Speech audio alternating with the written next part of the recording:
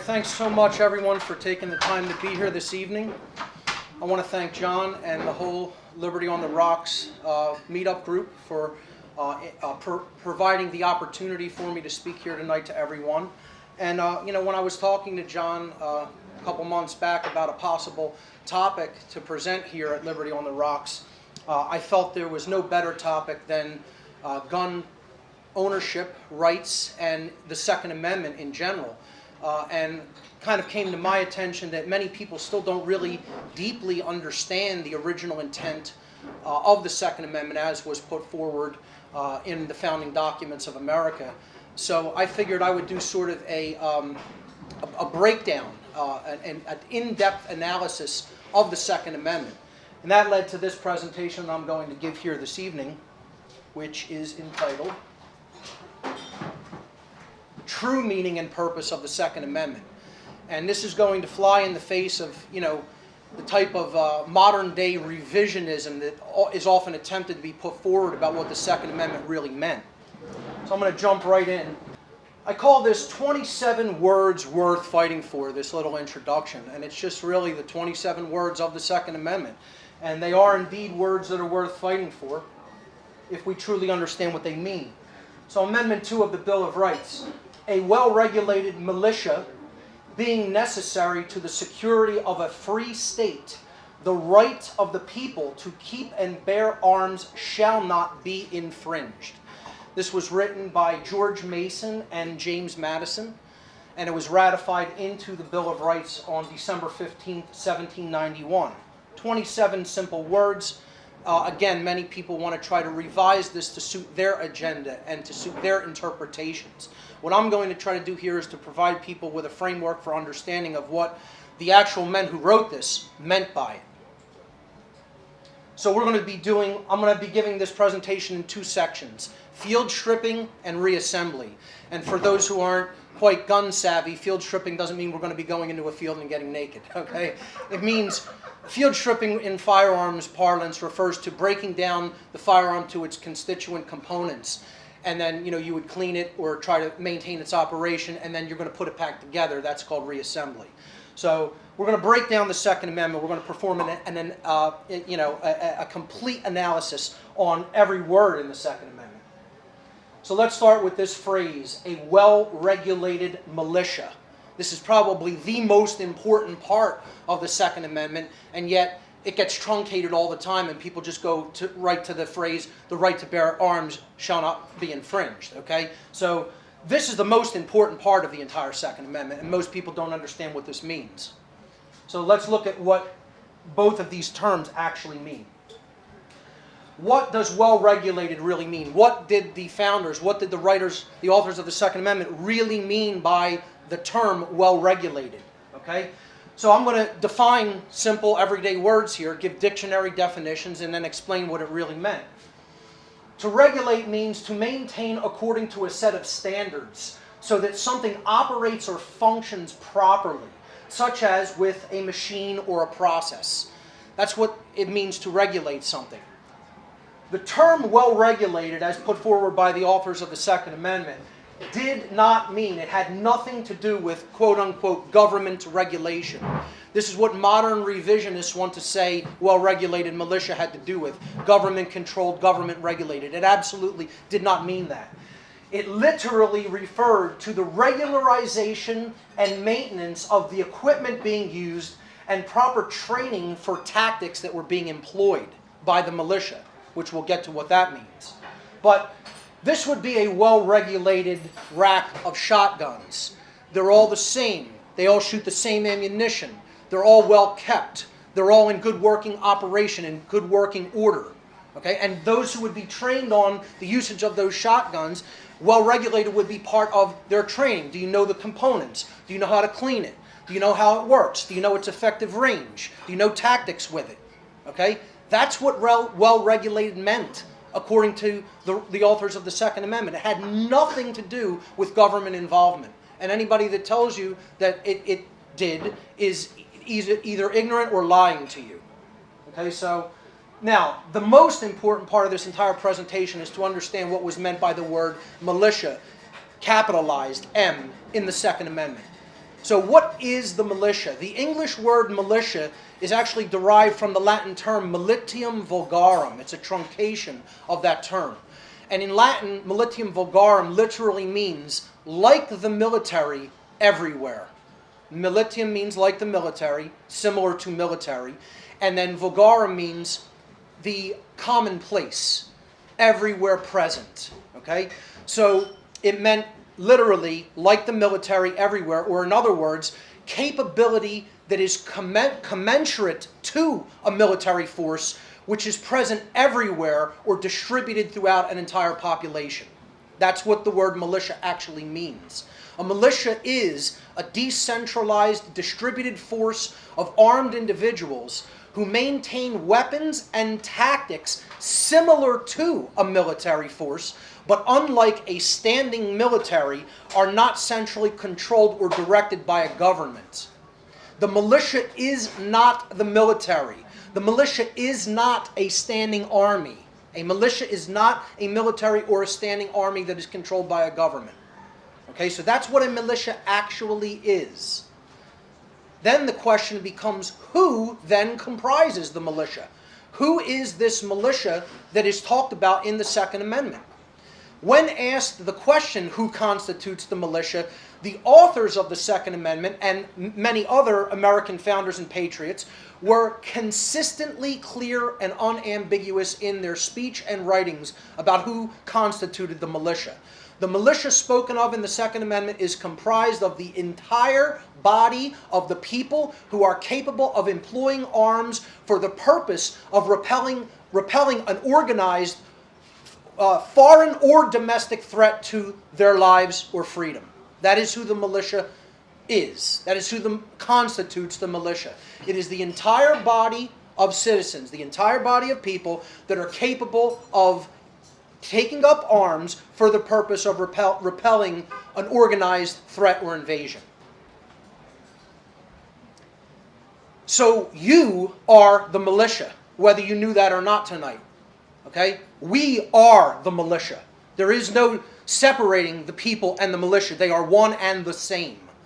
And the founders and other patriots consistently referred to the people as the militia.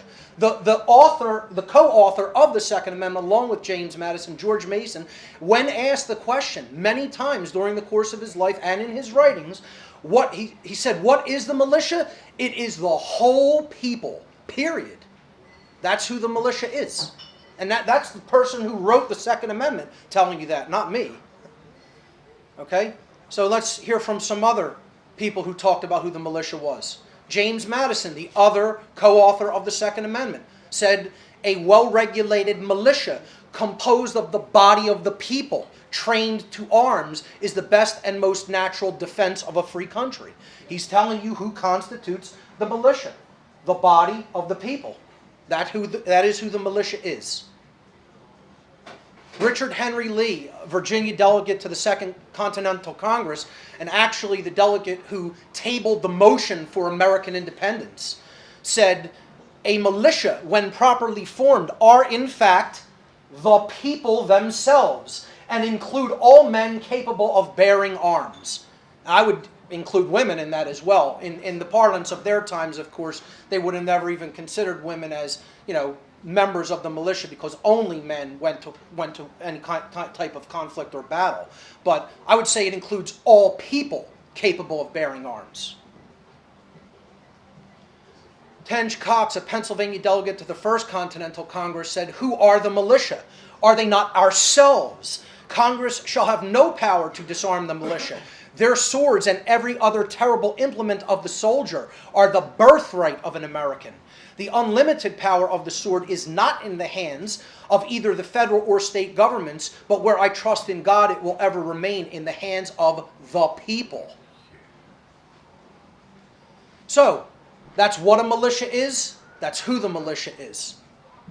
Unambiguously, by the men themselves who authored the Second Amendment. So let's break down this phrase, and we'll do it one word at a time. Being necessary to the security of a free state. These terms have to be broken down individually. What did they mean by necessary? Necessary for what? Security. What did they mean? Security from what? And what did they mean by a free state? So let's look at this. The word necessary, dictionary definition, required to be done, achieved or present, needed, essential, something that you cannot dispense with, that must be there. Okay, the word necessary appears in the entire Constitution of the United States only 6 times. And in the Bill of Rights, it appears only 1 time. And the only place where the word necessary was used in the Constitution and Bill of Rights to refer to a thing, group, or entity is in the Second Amendment. The only thing which the authors of the Constitution and Bill of Rights enshrined as necessary was the militia. It is the only thing to which the word necessary comes right before. That it was necessary to securing a free way of life, as we will see. Not even the 3 branches of government, the president or the executive, the Congress or the legislative, and the Supreme Court, the judiciary, are referred to in the Constitution using the word necessary. The question then necessarily becomes, pun intended, to what ultimate purpose did the writers of these documents understand that the militia was necessary? Why was it necessary? It was necessary as a means for security, which is stated in the Second Amendment, but a security against what? That's the most important thing to understand, why the founders wanted a strong militia. The word security, dictionary definition, the state of being free from danger or threat. To secure something means to protect it against threats. Thomas Jefferson, founding father, person who basically wrote the Declaration of Independence, the 3rd president of the United States, said, "For a people who are free and who mean to remain so, a well-organized and armed militia is their best security." Right there in Thomas Jefferson's own words. So what was meant by a free state? They said that it's necessary to the security, meaning keeping it from threats, of a free state. The word free state did not mean Pennsylvania, New Jersey, Maryland, Delaware, as we will get to. The word free, dictionary definition, it means not under the control or the domination of another. Not under the control or domination of another. Or in other words, not a slave. Not a subject to someone else. The word state, dictionary definition, the particular condition that someone or something is in at a specific time. Very simple definitions of words. Okay? This is exactly what they meant. They didn't mean, it did not refer, the phrase free state did not refer to a geographic region such as Pennsylvania, New Jersey, New York, Delaware, etc. It referred to a free condition of existence or a free way of life, a free state of being. That is what they referred to in the Second Amendment. Now, what was the threat to that free way of being? And the founders were all too happy to tell us what that threat was. The threat that they envisioned as the thing that was the most dangerous thing to a free way of existence were standing armies. Standing armies constituted by government. And they told us repeatedly this. George Mason, the co-author of the Second Amendment, said once a standing army is established in any country, the people lose their liberty. Recollect the history of most nations of the world. What havoc, desolation, and destruction have been perpetrated by standing armies. In the Constitution, a standing army against a foreign power threat was only supposed to be brought together for a period of 2 years. And then all funding was to be withdrawn from it. But we don't go by that anymore. We've thrown that out the window because we didn't listen to the words of these wise people that were telling us that the biggest threat to domestic freedom was standing armies. And I would suggest there's a different form of a standing army that lives among us in the modern world, and we're going to get to what that is. Elbridge Gerry, 5th Vice President of the United States, said, "What is the use of a militia? It is to prevent the establishment of a standing army, the bane of liberty."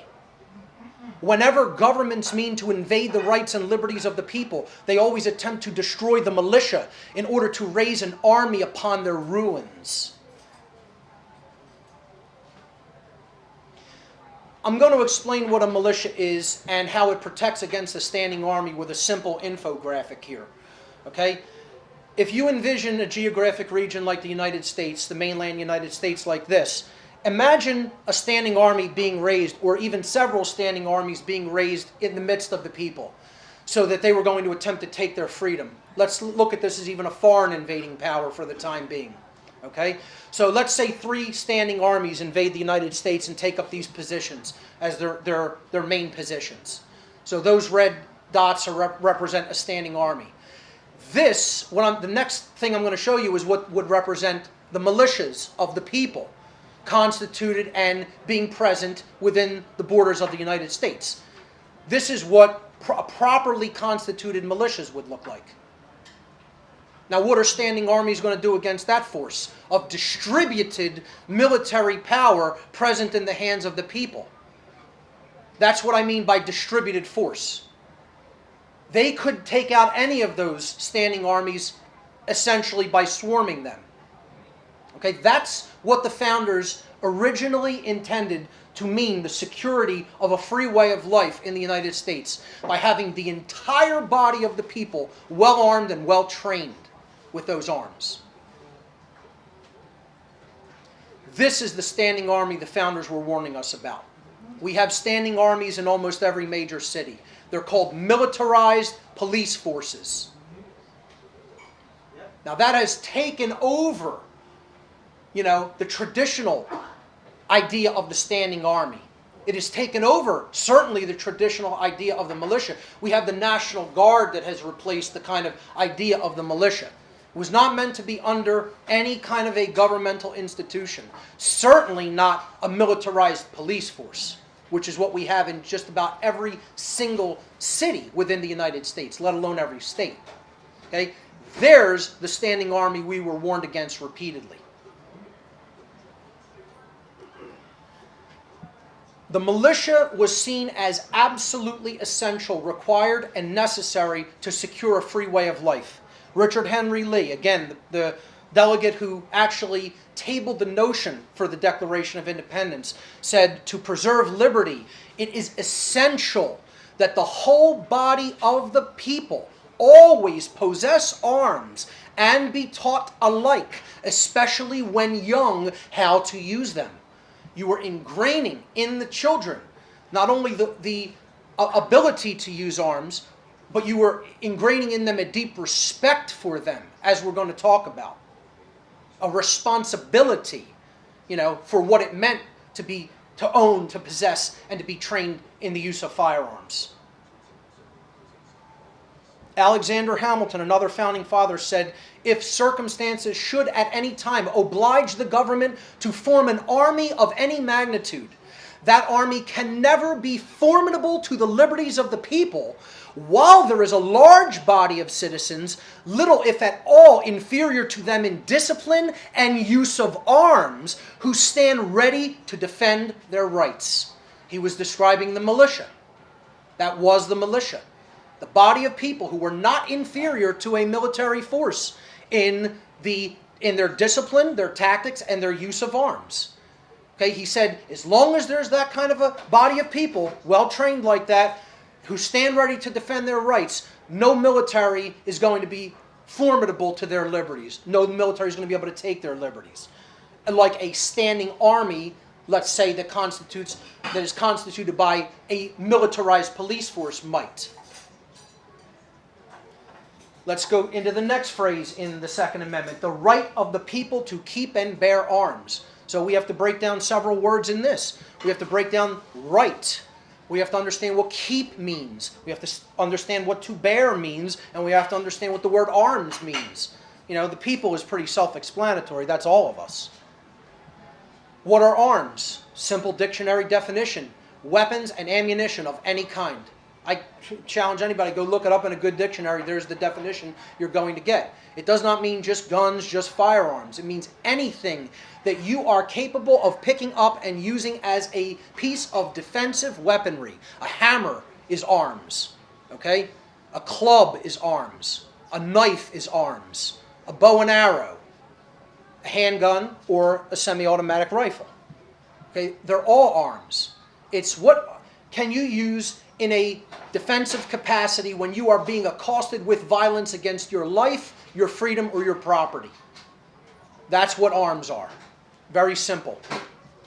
Now, this next section gets into my work specifically a little bit, because to understand what a right is, what it was meant by a right by the founders, you want to look into my material on natural law, or what is simply moral law, spiritual law.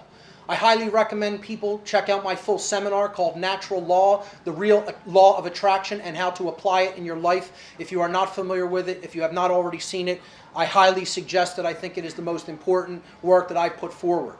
So this comes from some of my natural law seminars, and it's a simple chart of the difference between right and wrong.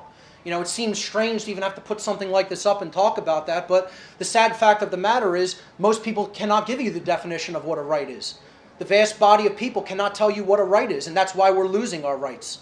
Okay? So right and wrong have a basis in truth or untruth. Okay? Right is based in truth. That's why we use the same word when we say right and when we say correct. You know, to mean morally right, we use the word right, and to mean correct, yes, you got the correct answer. That's the right answer. There's no coincidence with why those words are the same, because rightness in the sense of morality is also based in truth. Okay, when you are correct and something is based in truth, more likely than not, it is going to be also based in morality. So it is moral. What is right is what is moral. It is in harmony with the laws of nature, the moral laws of nature. And it's in harmony with those laws because actions that are based in right do not result in harm to other sentient beings. Wrong, on the other hand, is based in untruth. It is based in illusion. Okay? It is immoral because it is in opposition to natural law, and actions that are based in it result in harm to other sentient beings. So a right can really only be defined in the negative. You have to use negative phraseology when you're defining what a right is. Okay? A right is an action that does not cause harm to another sentient being. That is the actual definition of a right, and I would suggest 99.99% of people cannot give that correct definition, sadly.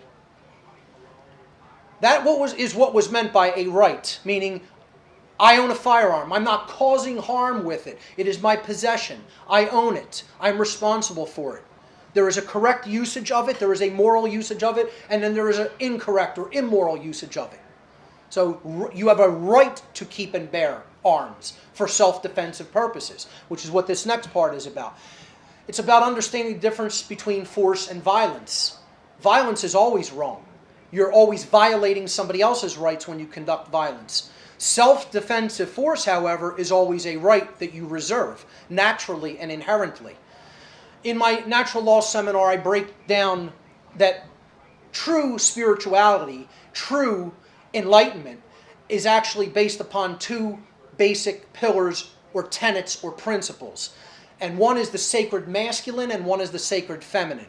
So the sacred feminine principle is the principle of non-aggression.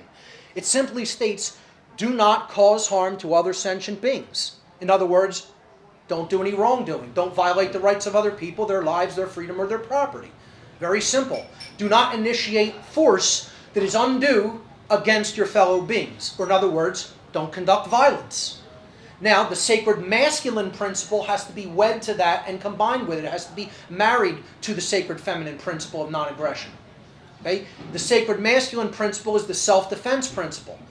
When violence is being conducted against you, you maintain the inherent right to use defensive force to counteract that violence that is being done unto you. That's the sacred masculine principle of self-defense. This is not a right that is granted or given to anyone.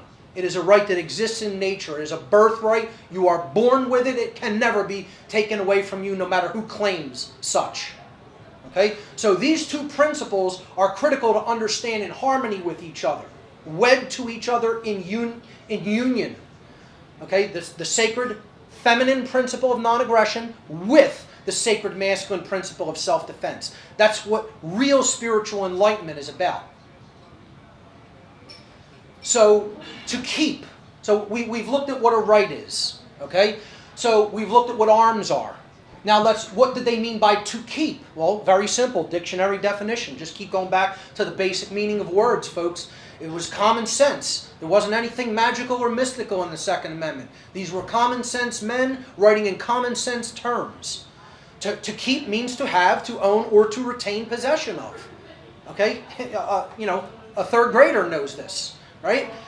To own something means that regarding that thing, an individual maintains rightful possession, meaning you didn't steal it from someone else, control over its usage, meaning you get to decide what is done with it, and responsibility for its usage, which I would argue is the key thing in this definition of what it means to own something. So, I own my body. I'm in rightful possession of it. I control what happens with it, and I'm responsible for it. If you own an object, then you have to have these three things lined up and in harmony with each other. Rightful possession, control over its usage, and responsibility for its usage. So, I am a firearms owner. I have rightful possession of the arms that I keep. I control their usage. I am the one who uses them responsibly, and I am responsible for their usage. What happens with that gun is my responsibility because I own it. So, and it's the same thing with any possession, a car, a house, your own body. Okay? Rightful possession, control over its usage, and responsibility for its usage are the hallmarks of true ownership. Speaking of the possession of arms, James Berg, author of a book called The Ideological Origins of the Second Amendment, wrote, "The possession of arms is the distinction between a free man and a slave, it being the ultimate means by which freedom was to be preserved. Unarmed people are enslaved people, ladies and gentlemen. Free people have the means to defend their freedom. Period. Anyone who is disarmed is made into a slave." That's how you should read that. In natural law, there is equality of rights, as opposed to in man's law, where some people have rights that other people don't have magically.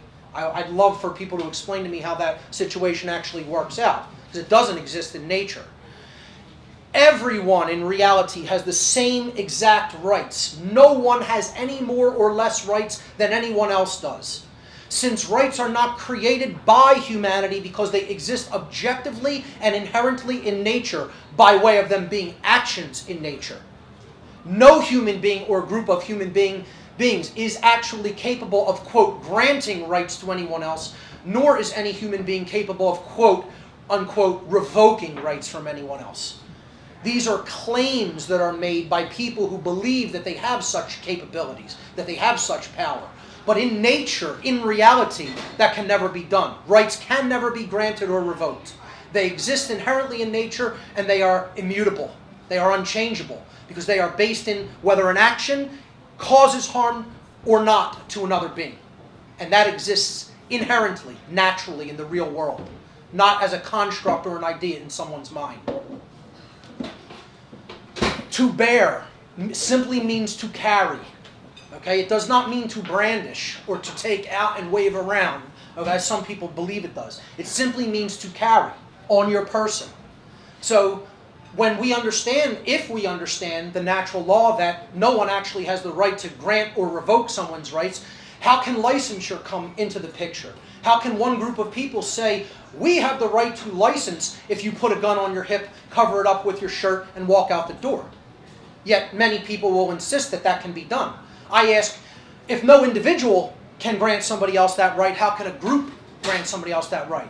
Who, anywhere, can grant or refuse to grant a right which already exists to someone else? That is my question on this slide. And the answer is no one can. The correct answer, regardless of what anyone thinks, the correct answer is that cannot really be done by anyone. It can only be claimed by some and believed in by others. shall not be infringed. This is the one people have the hardest time with, especially the revisionists. You know, they think we could just make laws about this regarding firearms and that's okay. You know, well, if you understand what an infringement really is, the dictionary definition of infringement, you'll understand all laws that are made about firearms are completely invalid. Infringement is to limit or to encroach upon something. It means to act so as to limit or undermine, to encroach upon, to chip away at. Okay? So, to encroach, what does encroach mean? It's not really a very common word. I mean, you know, they use it in football, but you don't usually hear this word in modern, you know, colloquial English. So to encroach means to advance gradually beyond the usual or acceptable limits, beyond the usual perception. To do it incrementally, to take a little bit at a time, a little bit at a time, a little bit at a time, until you have it all. That's what an encroachment is. Okay? It's called incrementalism is the name of the game when it comes to these revisionist interpretations of the Second Amendment and of the natural law right to defend yourself with arms. First comes background checks, then comes registration, then comes confiscation, and then we all should know what comes after that. It's called genocide, comes after that. Everybody before they leave here should take that chart that I have printed in the back. I printed 50 of them. Take a couple. Take one for your friends. It's from a group called Jews for the Preservation of Firearms Ownership, one of the best gun rights activist groups in the United States. And there's a chart on there, and I actually have it coming up later in the presentation, but there's a chart on there outlining all the regimes in the last 100 years that murdered their citizenry, how many people they murdered, and how they did it as a direct result of gun control measures. You know how many people it was? I'll give you the number a little bit later on in the presentation. This is called incrementalism, okay? And it's a tactic of Fabian socialism or creeping socialism. This shield here is the shield of the Fabian Society. And you'll notice they're very open about their stated agenda of bringing outward socialism in through incremental measures. One of their big stated agendas is gun control. Okay? It's a wolf in sheep's clothing. You see there? The wolf's head, the wolf's body, but on his body, strapped to him, he has a white sheep's, you know, fur around it. And this is their openly stated shield. That's their symbol. Okay? So all laws regarding guns, all laws regarding the ability to keep and carry, to own and carry defensive weaponry are completely antithetical to truth and natural law. Okay? People will say, well, should we have automatic weapons? Should we have this? Should we have that? We should have all means of defensive weaponry at our capabilities and be responsible for that. Look, the bottom line is, if any form of military or police force has a weapon and the people do not, you're already enslaved. That's the bottom line. Once somebody acquires better tactics and capabilities and weaponry, you're already at a tactical disadvantage, and it makes it that much easier for your rights to be completely overwhelmed. We have allowed that already to happen. What I'm trying to explain is the mindset that people have to get into to understand how to undo this situation in the United States. The founders told us repeatedly how to do it. We want to think we're so much smarter than these old men.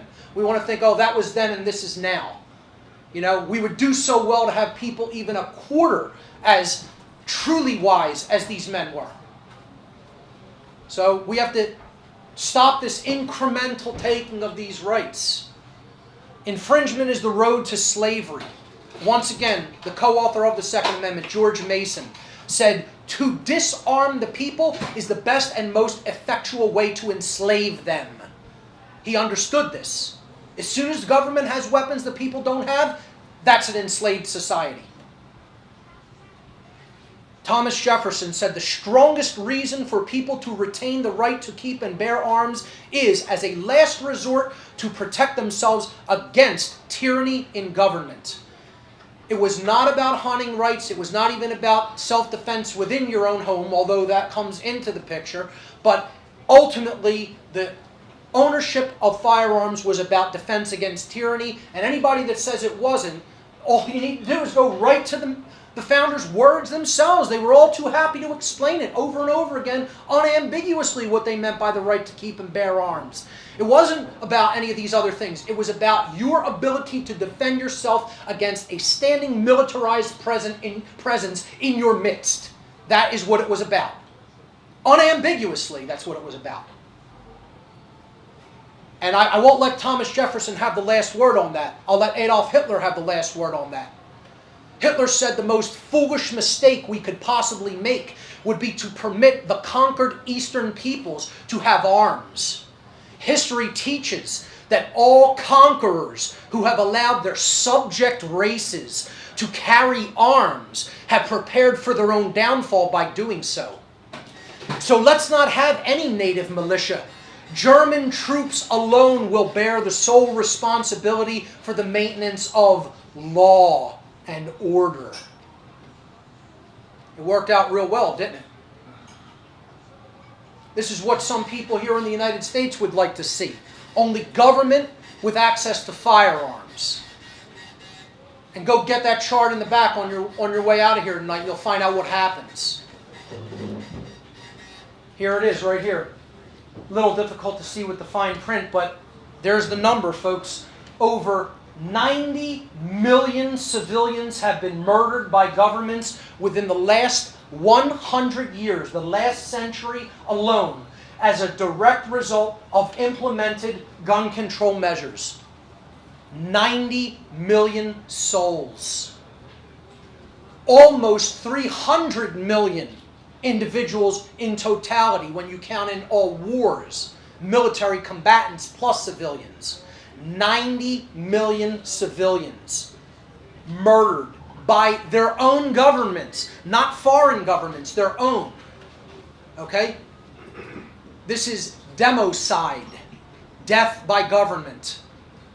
And that chart in there, out there on the way out, it has this within it. It's by JPFO. You can check their website out. And, you know, they have a great film out called Innocence Betrayed that I highly recommend everybody watch, too, about what happens when gun control measures are passed. 90 million people in the last 100 years from 1915 to 2015. Reassembly. Let's put it all back together. We've broken down what every word in the Second Amendment literally means. So now let's reassemble it. All right? This is how the Second Amendment was actually written in late 18th century parlance. A well-regulated militia, being necessary to the security of a free state, the right of the people to keep and bear arms, shall not be infringed. Some strange comma placement and some strange, ordering of wording. Okay, now how we might write it today in modern colloquial English is like this. Since a well-regulated militia of the people is necessary to secure freedom, the right of the people to keep and bear arms shall not be infringed. Already you can see it's infinitely less ambiguous. But this is what was meant by this. See, they say, a well-regulated militia being necessary, meaning since it is necessary. See, they didn't even felt like they had to explain what a militia was because this was an everyday term for them. In their day, everybody knew what the militia was. They knew who constituted it. They knew what it was used for. You know, today, all these revisionists and our absolutely appalling understanding of world history, especially our own, gets in the way of the understanding of this word. The media is all too happy to constantly, berate the entire idea, the concept of a militia, and make it look like they're the bad guys. So this is how we would write this today. Since a well-regulated militia is necessary to secure our freedom, the right of the people to keep and bear arms shall not be infringed, much less ambiguous. I'm going to show you now how I would have written it, if I may be so bold. Here's how I would have written it. And this is the reassembly that I'm talking about. We're putting it all the concepts back together. Since it is true that a militia of the people, or in other words, a decentralized, distributed force of armed individuals comprised of the body of the people who maintain working weaponry and tactics commensurate to a military force, is necessary for and essential to the preservation of a free way of life. The inherent natural rights of people everywhere to own and carry defensive weaponry of any kind shall never be encroached upon so as to limit or undermine those rights. You think it would have been a lot less ambiguous?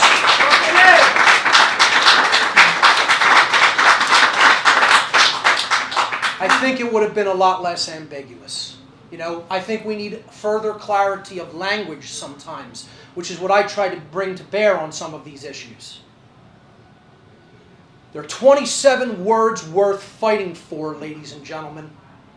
We have to continue to fight for them, or we're going to be in infinitely worse trouble than we're already in.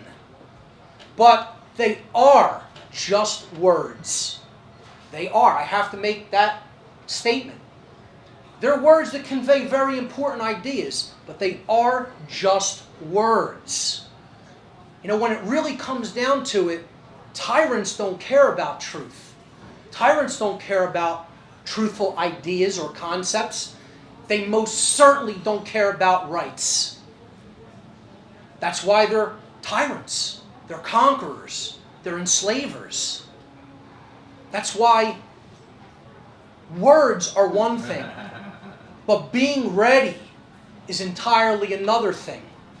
And I would hope that a presentation like this would help people to understand the true meaning and purpose of those 27 important words. But then I would also hope that it would inspire action. And it would help people to start to put yourself in the psychological mindset of preparedness, of responsibility, of right action. You know, come to think of it, maybe I would have added just 4 extra words to the Second Amendment right there. Ladies and gentlemen, thanks so much for your kind attention.